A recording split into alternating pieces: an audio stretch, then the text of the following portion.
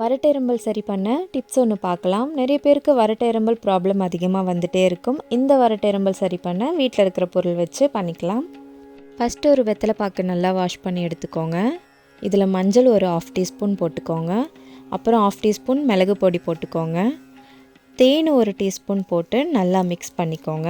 இப்படி மிக்ஸ் பண்ணதை early morning MD ஸ்டொமக்கில் சாப்பிடுங்க. இப்படி 3 டேஸ் கண்டினியூவாக பண்ணுங்கள். வரட்டெரும்பல் சரியாயிடும். கண்டிப்பாக ட்ரை பண்ணி பாருங்கள். வீடியோ பிடிச்சிருந்தா லைக் அண்ட் ஷேர் பண்ணுங்கள். இதுக்கு அடுத்த வீடியோ அப்டேட்காக என்னோடய சேனலை சப்ஸ்கிரைப் பண்ணி வச்சுக்கோங்க. Thank you so much.